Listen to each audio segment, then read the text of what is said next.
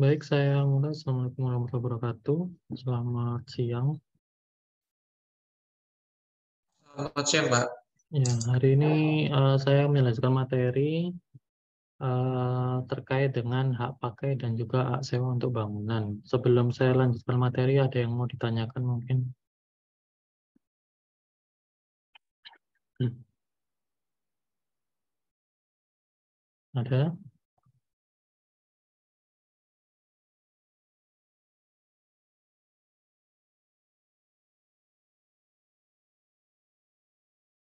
Tidak ada? Kalau tidak ada, ya saya lanjutkan ya. Terkait dengan hak pakai atas tanah. Jadi, hak pakai ini merupakan kelanjutan dari apa yang ada di dalam ketentuan hak atas tanah yang bersifat tetap. Jadi sebelumnya kalian sudah memperoleh hak milik, hak guna usaha, hak guna bangunan gitu ya. Nah, kemudian di pasal 16 saya lanjutkan terkait dengan hak pakai atas tanah. Jadi kalian lihat di dasar hukumnya terkait hak pakai ini sebenarnya peraturannya sama, ya menggunakan UPA dan juga di PP 18 tahun 2021. Namun yang ada sedikit perbedaan yaitu terkait dengan hak pakai ini dapat diberikan untuk orang asing gitu ya. Tidak seperti hak atas tanah yang lain, yang saya maksud adalah hak milik, hak guna usaha, dan hak guna bangunan yang mana itu hanya dapat dimiliki oleh warga negara Indonesia dan juga Badan Hukum Indonesia. Tapi untuk hak pakai ini itu, dapat dimiliki oleh orang asing juga gitu ya, karena kembali lagi bahwa, kegiatan investasi di Indonesia ini, juga dapat memberikan kemudahan gitu ya, kemudahan-kemudahan bagi investor, di antaranya adalah kemudahan terkait dengan, hak atas tanah yang diberikan kepada warga negara asing sebagai investor. Jadi tidak semua warga negara asing ya, tapi ada syarat tertentu. Nah, apa itu hak pakai? Di dalam ketentuan pasal 41 ayat 1 disebutkan bahwa hak pakai adalah hak untuk menggunakan dan atau memungut hasil dari tanah yang dikuasai langsung oleh negara atau tanah milik orang lain. Di situ saya beri penegasan ya, jadi ada kata menggunakan, yang satunya adalah memungut hasil. Ini dua terminologi yang berbeda ya. Kalau menggunakan itu dalam artian adalah mirip-mirip seperti hak guna bangunan, jadi mendirikan suatu bangunan di atas tanah orang lain. Sedangkan kalau memungut hasil itu dalam artian adalah untuk usaha pertanian ya, bisa pertanian, perikanan, peternakan, dan perkebunan. Tapi di sini bukan keduanya dapat dilangsungkan bersama-sama. Ya opsi salah satu aja, hak pakai untuk urusan, memungut hasil atau, hak pakai yang menggunakan gitu ya, jadi salah satu saja yang bisa digunakan. Nah, yang menjadi perbedaan yaitu terkait dengan jenis hak atas tanah yang, ada di dalam ketentuan UPA dan juga, perkembangannya gitu ya. Hak pakai itu ada 2 macam gitu ya. Jadi satu adalah hak pakai dengan jangka waktu, yang kedua adalah hak pakai yang selama dipergunakan. Jadi apa perbedaannya? Kalau saya lihat di dalam ketentuan UU PA dan juga dulu ada PP nomor 40 tahun 96, sebelum adanya PP 103 tahun 2015 ini gitu ya. Jadi, disebutkan hak pakai yang berjangka waktu ini bisa disebut juga sebagai hak pakai privat gitu ya, karena gampangannya adalah hak pakai ini dapat dikuasai oleh subjek hukum privat. Sedangkan hak pakai yang selama dipergunakan itu dapat juga disebut sebagai hak pakai publik. Jadi subjek hukumnya itu publik. Nah, apa perbedaannya gitu ya? Ya sesuai dengan judulnya, kalau yang satu, yang hak pakai dengan jangka waktu, berarti hak pakai ini dimiliki oleh subjek hukum privat yang mana hak ini juga ada jangka waktunya. Sedangkan untuk hak pakai yang selama dipergunakan, dia tidak ada jangka waktunya, tapi hanya punya hak untuk menggunakan tanah tersebut sesuai dengan peruntukannya. Dia tidak bisa, misalnya mau dipindah tangankan, entah itu melalui jual beli, tukar menukar, hibah, itu nggak bisa. Tapi dia hanya punya hak untuk menggunakan tanah tersebut saja, ya. Nah, siapa saja yang menjadi subjek dari hak pakai ini? Kalau hak pakai yang berjangka waktu, tadi sudah saya singgung adalah mereka subjek hukum yang statusnya adalah privat gitu ya, bisa warga negara Indonesia, bisa Badan Hukum Indonesia, badan hukum asing, badan keagamaan, badan sosial, dan juga orang asing. Itu bisa memiliki hak pakai dengan jangka waktu. Sedangkan untuk yang selama dipergunakan, kembali lagi karena ini hanya untuk digunakan, yaitu subjeknya adalah instansi pemerintah pusat, pemerintah daerah, pemerintah desa gitu ya, yang ada di dalam Undang-Undang Nomor 6 Tahun 2014, dan juga perwakilan negara asing serta perwakilan badan nasional. Nah, mumpung ngomong bicara mengenai orang asing gitu ya, dulu memang ada ketentuan di dalam PP nomor 41 tahun 1996 terkait dengan hak atas tanah untuk orang asing. Namun PP ini di tahun 2015 itu dicabut ya, di PP 41-nya yang dicabut dengan PP nomor 103 tahun 2015, yang mana untuk orang asing itu dimungkinkan untuk diberikan hak atas tanah. Tapi orang asing seperti apa yang boleh diberikan hak atas tanah gitu ya. Yang pasti adalah dia melakukan kegiatan investasi, dan yang kedua adalah dia melakukan alih teknologi, yang mana hak atas tanah ini sebenarnya bersinggungan dengan tujuan investasi gitu ya. Jadi jika tujuannya adalah investasi, maka kemudahan investasi ini diberikan kepada orang asing gitu ya. Tapi misalnya itu investornya itu dalam negeri, ya juga bisa diberikan hak atas tanah gitu ya. Tapi salah satu jalur orang asing itu memperoleh tanah itu adalah dengan hak pakai gitu ya. Jadi pastinya harus memenuhi persyaratan-persyaratan tertentu gitu ya. Jadi misalnya dia memiliki izin tinggal gitu ya di Indonesia gitu ya. Yang mana atasan ini juga ternyata di dalam PP nomor 103 tahun 2015 itu dapat diwariskan kepada keluarganya gitu ya. Sepanjang keluarganya memenuhi syarat pasti gitu ya. Nah, kemudian setelah tahun 2015 ini terbitlah itu Undang-Undang Cipta Kerja, yaitu undang-undang di dalam nomor berapa itu? Nomor 11 ya, nomor 11 tahun 2020.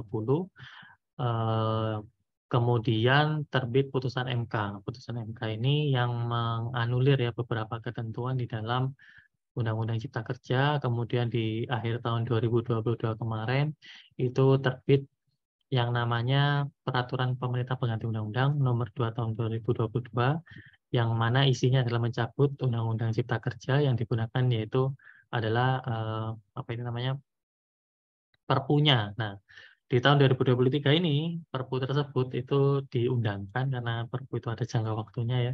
Jadi Perpunya diundangkan dengan Undang-Undang Nomor 6 tahun 2023. Jadi kalau bicara mengenai Undang-Undang Cipta Kerja, ya kalian gunakan Undang-Undang Nomor 6 tahun 2023 yang terupdate untuk saat ini gitu ya. Nah, amanat dari ketentuan Undang-Undang Cipta Kerja itu pastinya melahirkan peraturan turunan gitu ya. Salah satu peraturan turunannya adalah PP nomor 18 tahun 2021. Di ketentuan peralihannya disebutkan bahwa PP 18 tahun 2021 ini mencabut PP nomor 103 tahun 2015 yang terkait dengan hak atas tanah untuk orang asing. Nah, tapi di PP 18 tahun 2021 menyebutkan bahwa peraturan pelaksana dari PP 103 tahun 2015 itu masih dinyatakan tetap berlaku sepanjang tidak bertentangan dengan PP nomor 18 tahun 2021.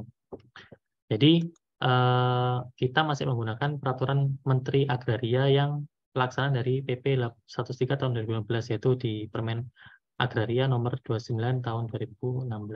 Jadi apa saja persyaratannya yang dapat diberikan bagi orang asing yang akan memiliki hak atas tanah, khususnya hak pakai Indonesia, yaitu dia harus memiliki izin tinggal. Jadi izin tinggal ini atau bisa disebut sebagai kitas ya, atau izin tinggal sementara atau tetap gitu ya.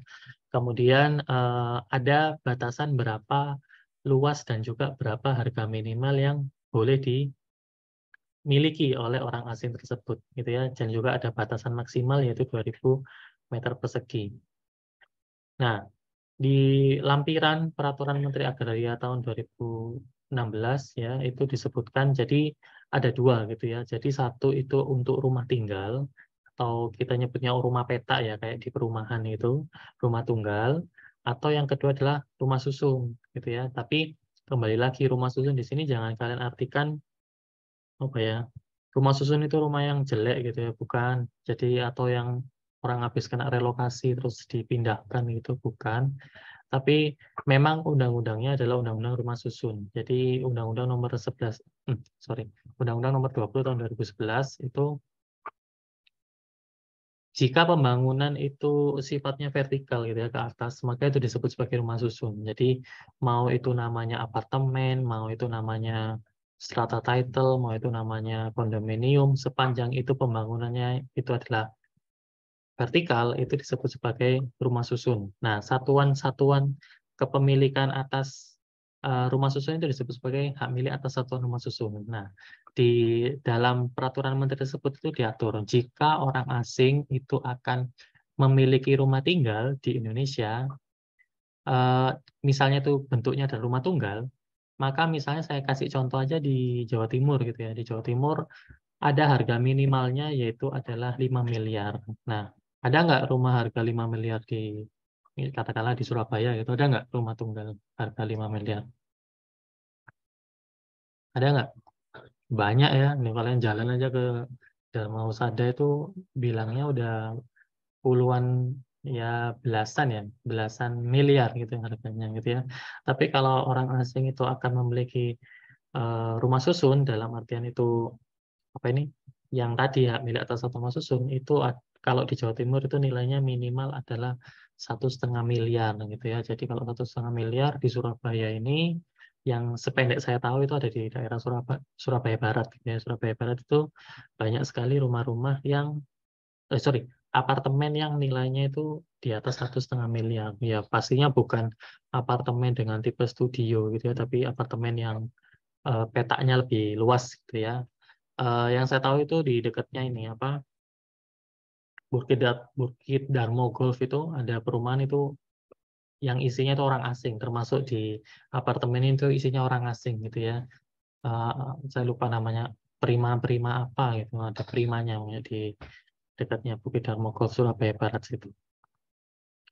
Nah, untuk asal tanahnya itu dibedakan. Kalau itu hak pakai dengan jangka waktu, asal tanahnya itu di atas tanah negara pada umumnya ya seperti hak milik, hak guna usaha, hak guna bangunan itu di atas tanah negara itu tanah negara kan tanah yang belum dimiliki oleh subjek hukum tertentu. Jadi misalnya ada tanah kosong, tidak ada subjek haknya, kalian mengajukan permohonan, ya berarti itu ada tanah negara gitu ya.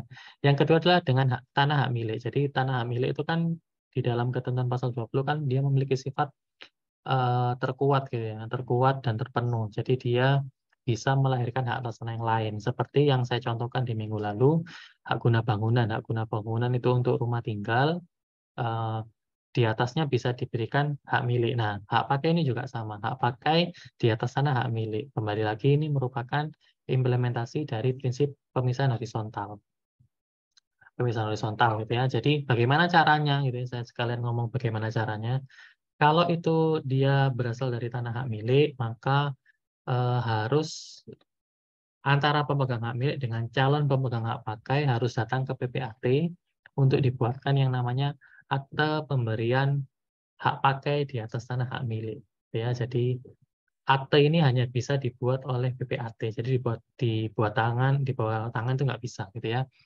Sedangkan kalau dia berasal dari tanah negara, maka harus mengajukan permohonan. Permohonan ke negara, maksudnya di sini adalah bisa ke Kementerian Agraria dan Tata Ruang atau Kanwil BPN yang ada di tingkat provinsi atau di kantor pertanahan kabupaten kota yang ada di tingkat kabupaten kota, tergantung jenis hak atas tanahnya dan juga tergantung luas tanahnya gitu ya, karena ketiga-tiga instansi ini punya kewenangan untuk menerbitkan SKPH atau surat keputusan pemberian hak. Nah, yang mana surat keputusan pemberian hak ini itu pernah saya sampaikan seperti embrio lahirnya sertifikat. Jadi SKPH itu berbeda dengan sertifikat karena SKPH itu keputusan tata usaha negara gitu ya. Keputusan tata usaha negara diterbitkan oleh pejabat TUN yang mana isinya bisa menerima, bisa menolak gitu ya. Tapi setelah SKPH ini diberikan kepada calon subjek hukum misalnya hak pakai di sini, maka di sini kewenangan itu belum muncul. SKPH ini tadi itu masih harus dilakukan pendaftaran ke kantor pertanahan kabupaten kota. Jadi SKPH-nya tadi boleh diterbitkan oleh kementerian, boleh oleh Kanwil, boleh oleh kantor pertanahan, tapi pendaftarannya hanya di kantor pertanahan kabupaten kota. Nah, kalau kalian ini calon sarjana hukum ya, kalian harus bisa membedakan tiga instansi ini. Jangan misalnya gini, mau daftar sertifikat kemana? Ke BPN. Gitu. Kalau BPN itu asumsinya hanya ada satu di Jakarta, yaitu kementerian itu. Karena kementerian kan namanya Kementerian Agraria Tata Ruang garis miring Kepala BPN. Gitu ya. Kalau Kanwil BPN itu ada di tingkat provinsi, Indonesia ini berapa sih? 34 ya, provinsinya. Ya berarti ada di 34 provinsi gitu ya. Nah, yang di tiap daerah ada itu adalah kantor pertahanan kabupaten kota gitu ya, tiap kabupaten kota. Nah, kepala eh, kantor pertahanan kabupaten kota ini yang punya kewenangan untuk menerbitkan sertifikat atas tanah.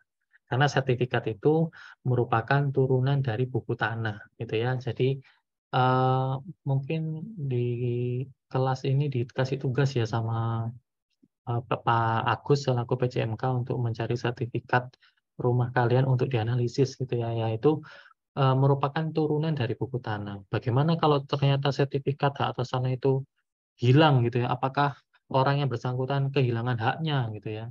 Enggak gitu ya. Jadi kalau sertifikatnya hilang itu bukan berarti kalian kehilangan haknya. Kalian ngajukan permohonan penggantian sertifikat. Karena yang disimpan oleh kepala kantor pertanahan itu adalah buku tanah. Sertifikat itu adalah turunan dari buku tanah itu tadi. Jadi sepanjang buku tanahnya ada, maka hak kalian itu tetap eksis. Tapi kalau buku tanahnya yang hilang gitu, nah itu yang tanda tanya. Misalnya kayak kasusnya di tahun 2018 kemarin itu ada likuifaksi di Palu gitu ya, dan Donggala itu. Nah, buku tanahnya hilang misalnya. Ya itu tanda tanya, itu kan jadi masalah hukum, apakah mereka kehilangan haknya atau enggak gitu ya. Itu untuk tanah negara. Dengan terbitnya sertifikat atas tanah, barulah muncul kewenangan dari subjek hak tersebut. Yang ketiga itu jika terjadi di atas tanah hak pengelolaan. Nah, ini memang hak pengelolaan ini belum kalian dapatkan ya, mungkin setelah Lebaran baru bisa kalian dapatkan. Hak pengelolaan itu prinsipnya adalah seperti bagian dari hak menguasai negara atas tanah yang ada di pasal 2 gitu ya. Hak pengelolaan ini itu dapat dimiliki oleh subjek hukum privat. Ya, kebanyakan memang dipegang oleh pemerintah daerah gitu ya. Misalnya pemerintah Kota Surabaya gitu ya. Saya kasih contoh misalnya pemerintah Kota Surabaya. Terus kemudian ada calon pemegang hak pakai. Nah, kalau misalnya tanahnya itu merupakan tanah hak pengelolaan, maka calon pemegang hak pakai ini nggak bisa mengajukan permohonan ke negara, tapi bisanya mengajukan permohonan dengan pemegang HPL. Misalnya di sini adalah pemerintah Kota Surabaya. Nah, misalnya calon pemegang hak pakai ini mau memperoleh hak pakai ya di atasan HPL itu di dalam Peraturan Menteri Agraria 9 tahun 99 itu disebutkan harus membuat yang namanya perjanjian penggunaan tanah. Nah, perjanjian penggunaan tanah itu isinya ada minimalnya gitu. Apa yang harus dimuat gitu ya, misalnya jenis atas tanahnya apa ya, misalnya dalam hal ini hak pakai gitu ya. Kemudian jangka waktunya berapa lama, kemudian berapa uang pemasukan yang harus dibayarkan oleh pemegang hak pakai gitu ya. Kemudian misalnya hak pakai itu kan misalnya didirikan bangunan pada saat jangka waktu yang berakhir bangunannya ini dimiliki siapa, apakah dimiliki pemegang HPL atau harus dibongkar sama pemegang hak pakai misalnya dan seterusnya gitu ya. Nah, atas dasar perjanjian penggunaan tanah ini tadi, itu akan didaftarkan ke kantor pertahanan kabupaten kota. Nah, nanti oleh kepala kantor kabupaten kota diterbitkan SKPH, SKPH-nya oleh pemegang hak pakai didaftarkan lagi keluar sertifikat. Jadi sertifikatnya nanti adalah sertifikat hak pakai yang berdiri di atas sana hak pengelolaan. Nah, ini kenapa kok bisa gitu ya? Kembali lagi ke prinsipnya asas pemisahan horizontal. Karena Indonesia ini menganut asas pemisahan horizontal. Di atas tanah bisa timbul hak atas tanah yang lain. Contohnya hak guna bangunan di atas tanah HPL, hak pakai di atas sana HPL, hak guna bangunan di atas sana hak milik, hak pakai di atas sana hak milik. Itu kan menunjukkan bahwa Indonesia itu menganut asas pemisahan horizontal. Nah, sedangkan untuk hak pakai yang selama dipergunakan itu hanya dapat berdiri di atas tanah negara dan juga tanah hak pengelolaan. Dia tidak bisa berdiri di atas tanah hak milik. Karena kembali lagi, hak milik itu sifatnya terpenuh dan turun-temurun gitu ya. Jadi hanya untuk hak pakai yang berjangka waktu saja yang bisa diberikan. Ini tadi sudah saya singgung terkait dengan terjadinya hak pakai. Nah, berapa jangka waktunya gitu ya? Kalau itu hak pakai dengan jangka waktu, kalau dulu itu diatur 25 tahun, tapi perkembangannya di dalam PP nomor 18 tahun 2021 itu dapat diberikan pertama kali 30 tahun. Kemudian dapat diperpanjang maksimal 20 tahun dan juga haknya bisa diperbarui maksimal 30 tahun. Sedangkan untuk hak pakai yang berdiri di atas tanah hak milik itu untuk pertama kali 30 tahun maksimal, tapi tidak bisa diperpanjang, tapi bisa diperbarui. Perbaruinya bagaimana? Harus membuat yang tadi, akte pemberian hak pakai di atas tanah hak milik yang dibuat oleh PPAT gitu ya. Sedangkan yang satunya hak pakai publik itu tidak ada jangka waktunya karena dia hanya punya kewenangan untuk menggunakan tanah tersebut sesuai dengan peruntukannya. Nah, ini adalah persyaratan yang harus dipenuhi jika itu akan melakukan perpanjangan hak pakai gitu ya. Jadi pada prinsipnya adalah tanahnya itu masih digunakan sesuai dengan peruntukannya. Karena kalau kalian sudah belajar hak milik, hak guna usaha, hak guna bangunan, termasuk hari ini hak pakai, peruntukan hak atas tanah itu cuma ada dua. Kalau kalian belajar ya, cuma ada dua. Satu itu adalah untuk usaha pertanian, yang kedua itu untuk non pertanian. Nah, kalau usaha pertanian, ya pertanian dalam arti luas, berarti di situ termasuk pertanian, perikanan, peternakan, perkebunan, gitu ya. Sedangkan untuk non pertanian, berarti gampangannya didirikan bangunan, gitu. Bangunannya misal mau dibikin rumah, mau dibikin toko, mau dibikin kantor, mau dibikin rukan, mau dibikin ruko, terserah. Yang penting itu adalah bangunan, maka itu non pertanian, gitu ya. Nah, kalau ini hak pakai, karena kan tadi kan ada dua, bisa untuk pertanian dan non-pertanian ya sepanjang sesuai dengan surat keputusan pemberian haknya, misalnya untuk rumah tinggal, ya berarti hanya untuk rumah tinggal, bisa diperpanjang gitu ya. Tapi kalau tidak sesuai ya pastinya tidak bisa diperpanjang gitu ya. Termasuk kalau tanahnya itu ditelantarkan, apalagi ditelantarkan gitu ya. Di tanah itu kalian beli tanah di mana aja sebenarnya nggak masalah gitu ya. Tapi pemerintah itu melakukan pembatasan.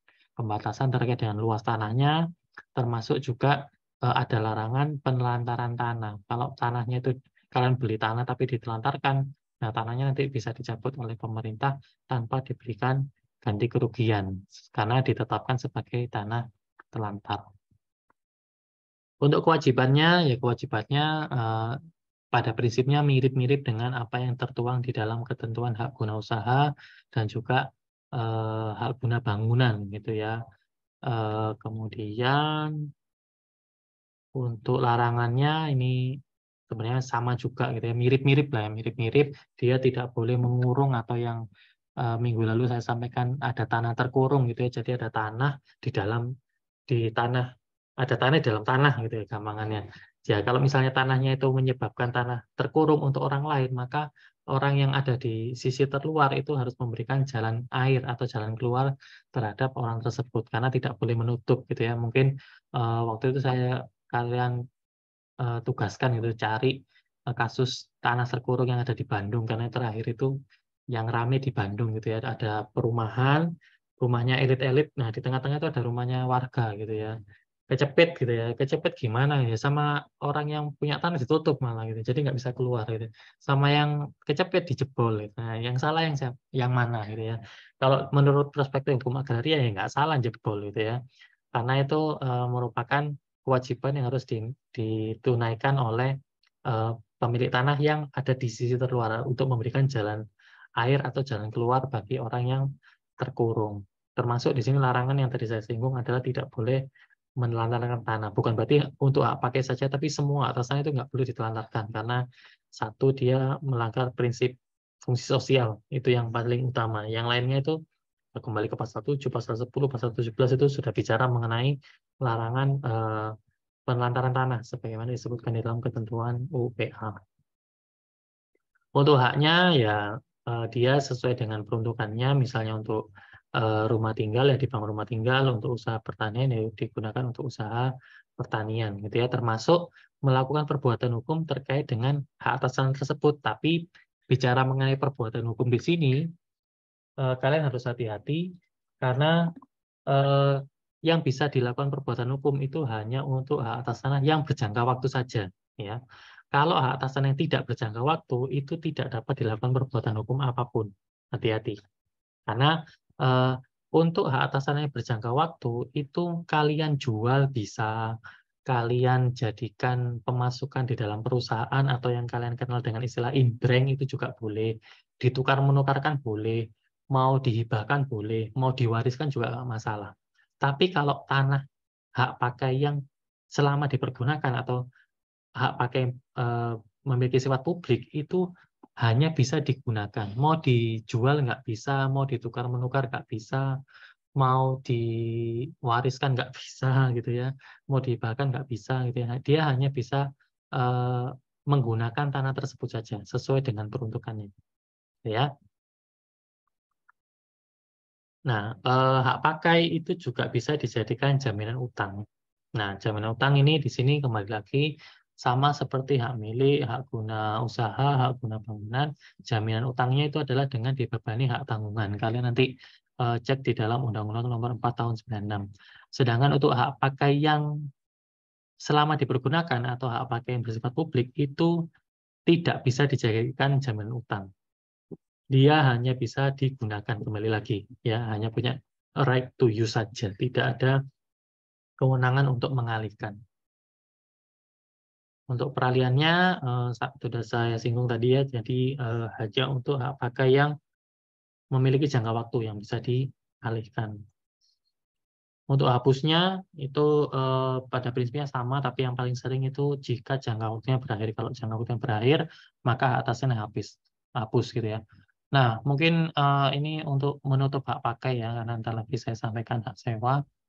Kalau ternyata hak pakai eh, yang selama dipergunakan atau hak pakai yang tidak berjangka waktu itu eh, dimiliki oleh subjek hukum publik gitu ya, apakah dengan demikian hak atasnya tidak dapat hapus menurut kalian?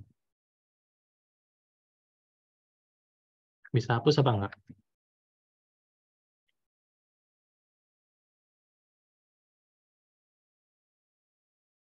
Dia tidak ada jangka waktunya tuh. Kira-kira bisa hapus nggak? Kalau ngelihat dari ketentuan ini.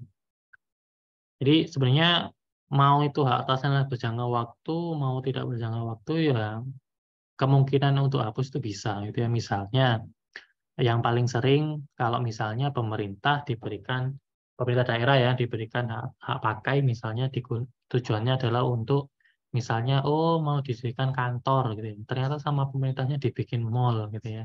Ya tidak sesuai peruntukannya gitu ya. Ya bisa dicabut haknya oleh pemerintah walaupun tidak ada jangka waktunya. Jadi jangka waktu ini bukan jaminan bahwa atasnya itu tetap abadi gitu enggak, tapi termasuk hak milik pun itu juga bisa dicabut gitu ya kalau dia tidak memenuhi persyaratan misalnya. Jadi hak milik itu kan hanya bisa diberikan oleh WNI gitu ya. Nah, ternyata sama dia dijual ke WNA ya hak miliknya bisa dicabut gitu ya. Karena nggak WNA itu bukan merupakan subjek dari hak milik gitu ya. Karena orang asing itu hanya untuk hak pakai saja. Itu pun ada syaratnya tidak asal orang asing apa ya namanya orang asing baru datang terus minta tanah enggak, tapi ada syaratnya gitu ya. Ehm, saya lanjutkannya. Nah, yang kedua itu adalah untuk hak sewa untuk bangunan. Jadi di dalam ketentuan pasal 16 UPA itu hak atasan yang bersifat tetap itu kan selain hak milik, hak guna usaha, hak guna bangunan, hak pakai, ada lagi yang disebut sebagai hak sewa untuk bangunan atau disebut sebagai hak sewa kalau di pasal 16. Nah, bicara mengenai hak sewa itu kalian harus lihat dalam ketentuan pasal 44 dan juga 45 UPA. Jadi hak sewa ini itu diatur oleh dua pasal saja di dalam ketentuan UPA. Nah, apa itu hak sewa gitu ya? Hak sewa itu adalah hak sewa yang dimaksud di sini adalah bukan berarti ada rumah di pinggir jalan disewakan gitu ya, bukan. Tapi ada tanah kosong, statusnya adalah hak milik, misalnya dimiliki oleh Tuan A gitu ya. Kemudian ada Tuan B itu mau mendirikan bangunan. Nah, jadi ada tanah kosong disewa untuk didirikan bangunan. Nah, ini yang disebut sebagai hak sewa untuk bangunan, gitu ya. Nah, apa bedanya dengan yang ada di pinggir-pinggir jalan itu misalnya atau biasanya sih tulisannya gini. rumah dikontrakkan gitu ya. Kalau kalian sudah ini rata-rata semester berapa? Semester 4 ya. Semester 4 ya. Benar nggak sih terminologi rumah dikontrakkan itu? Benar nggak yang di jalan-jalan itu rumah dikontrakkan gitu ya. Kalian mungkin di semester 2, semester 3 kan ngambil hukum kontrak ya. Ya, kontraknya berarti kan nggak jelas itu kontrak apa nih gitu ya. Jadi sebenarnya bukan rumah dikontrakkan gitu ya, tapi rumah disewakan namanya, bukan rumah dikontrakkan. Sewakan. Nah, kalau rumahnya sudah jadi kemudian disewakan, itu bukan tunduk pada ketentuan pasal 44 dan juga 45 UPA, tapi tunduknya di dalam ketentuan buku 3 BW. Itu masuk sebagai perjanjian sewa-menyewa. Karena bangunannya sudah ada, orangnya tinggal masuk aja untuk nyewa. Nah, tapi kalau yang hak sewa untuk bangunan tidak ada tanah kosong, statusnya hak milik, dibangun sebuah bangunan gitu. Ya, jadi jangan keliru dengan terkecoh ya sama istilah hak sewa untuk bangunan dengan hak sewa atas bangunan. Karena kalau hak sewa atas bangunan itu yang dimaksud di dalam ketentuan buku 3 BW.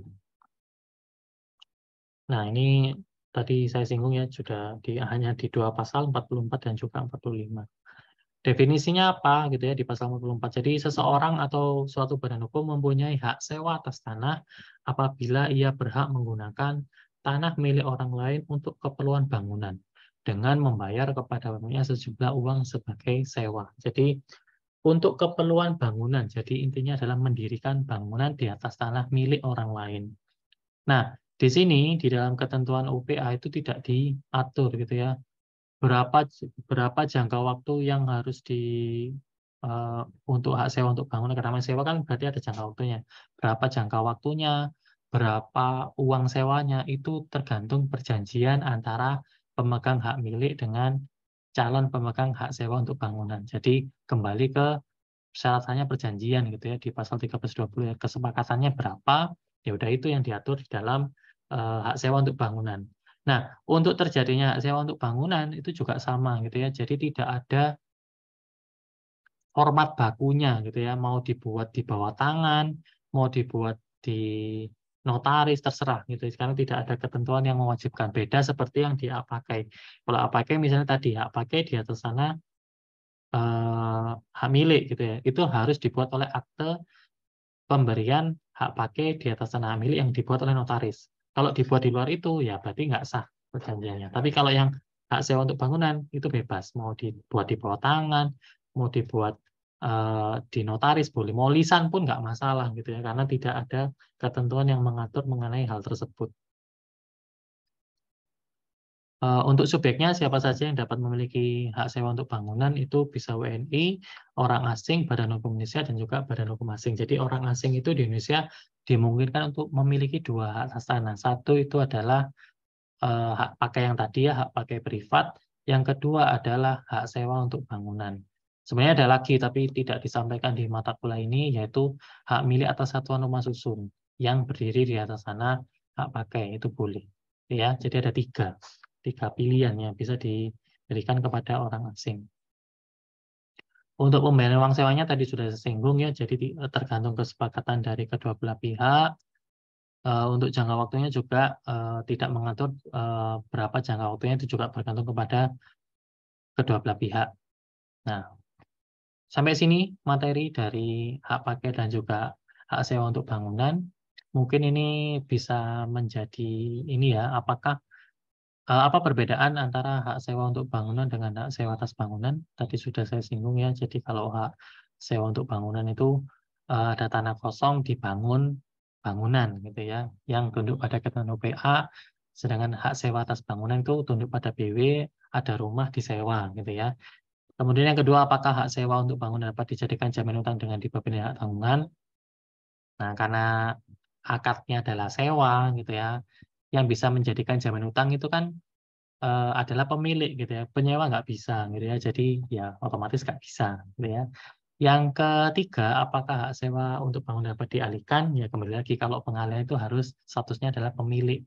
Kan di sini dia bukan sebagai pemilik, hanya penyewa, maka dia tidak dapat mengalihkan di sini maksudnya mau dijadikan jual beli atau mau dijadikan objek tukar menukar, hibah itu nggak bisa gitu ya. Dibatasin karena dia hanya berposisi sebagai penyewa saja gitu ya. Nah, di luar tadi ini kayaknya udah selesai. Nah, di luar apa yang tadi saya sampaikan itu berarti kalian sudah tuntas gitu ya pemahaman terkait dengan hak atas tanah yang bersifat tetap. Jadi dimulai dari pasal 16 ya. Jadi ada hak milik kalian sudah dapat, hak guna usaha sudah kalian dapat, hak guna bangunan juga sudah, hak pakai sudah, dan juga terakhir adalah hak sewa. Nah, coba kalian buka di dalam ketentuan pasal 16 sekarang. Di pasal 16 itu ada 2 jenis hak atas tanah tetap yang ada nggak sih gitu ya? Sudah ketemu pasal 16? Di situ ada penyebutan satu hak membuka tanah dan yang kedua adalah hak memungut hasil gitu ya. Nah, kenapa ada ketentuan dua ini? Saya nggak tahu ya, maksudnya saya juga nggak punya naskah akademiknya Undang-Undang Pokok Agraria, cuma sependek sepengetahuan saya, kenapa kok ada dua jenis tanah ini, hak membuka tanah dan memungut hasil? Memang di pembentuk undang-undang itu mengatur membuka tanah dan memungut hasil itu merupakan hak atas tanah gitu ya, yang bersifat tetap gitu ya. Cuma kembali lagi di dalam pasal 5 UU PA. Jadi dasar pembentukan hukum agraria nasional itu kan hukum adat gitu ya, hukum adat. Nah, mungkin pembentukan undang-undang itu menempatkan hukum adat untuk melengkapi apa yang kurang gitu ya. Ada hak membuka tanah dan memungut hasil sehingga muncullah ketentuan pasal 16 ayat 1 tadi, hak membuka tanah dan memungut hasil. Nah, tapi masalahnya di praktek itu nggak ada gitu. Maksudnya gini, kalian misalnya nyari gitu sertifikat hak membuka tanah gitu, nggak ada. Termasuk sertifikat memungut hasil itu nggak ada. Karena membuka tanah dan memungut hasil menurut pandangan hukum adat itu merupakan kewenangan. Kewenangan yang dimiliki oleh pemegang hak atas tanah. Sehingga kalau kalian lihat di dalam ketentuan pasal 16, yang ada sertifikat hak atas tanahnya itu cuma ada 4. Satu itu hak milik, kedua hak guna usaha, ketiga hak guna bangunan, keempat hak pakai. Nah, misalnya nanti kalian, ini lebaran pulang gitu ya, nyari nyari sertifikat rumah kalian yang ditugaskan sama, Pak Agus selaku PJMK, ya mungkin hanya empat jenis hak atas tanah yang ada sertifikatnya. Hak milik, hak HGU, HGB, dan juga hak pakai. Untuk yang lain itu insya Allah nggak ada gitu ya. Tapi di luar itu nanti ada materi terkait dengan pendaftaran tanah, di luar itu sebenarnya ada gitu ya. Misalnya hak tanggungan itu ada sertifikatnya. Jadi, kalian lihat di dalam ketentuan pasal 9 di PP 24 tahun 97 tentang pendaftaran tanah, di dalam itu ada, hak tanggungan, termasuk ada sertifikat hak milik atas satuan rumah susun. Jadi untuk kalian misalnya ada yang tinggal di apartemen, ya tanda bukti kepemilikan apartemen atau rumah susun itu adalah hak milik atas satuan rumah susun, gitu ya. Di luar itu nggak ada, ya. Oke, sampai sini ada yang mau ditanyakan terkait dengan hak pakai dan hak sewa untuk bangunan karena, materi selanjutnya nanti akan disampaikan yang kalian dapatkan kemarin kan hak atas tanah yang bersifat tetap. Selanjutnya nanti akan dijelaskan mengenai hak atas tanah yang bersifat sementara. Cuma kebetulan karena cutinya dimajukan ya, yang seharusnya di Rabu depan ada perkuliahan sehingga Rabu depan kosong gitu ya, kosong, kalian yes fokus sama ibadah kalian gitu ya, bisa mudik gitu ya, bisa mudik nanti ketemu setelah Lebaran. Dan kebetulan hari pertama setelah Lebaran itu hari Rabu gitu ya. Jadi hari Rabu ada kuliah gitu ya. Nanti terserah nanti teman-teman ketua kelasnya bisa koordinasi mau kuliahnya hadir di kelas atau online seperti hari ini gitu ya. Saya dihubungi dosennya itu ya. Oke, ada yang mau ditanyakan sampai di sini? Sudah jelas hak milik, HGU, HGB, hak pakai, dan termasuk hak sewa?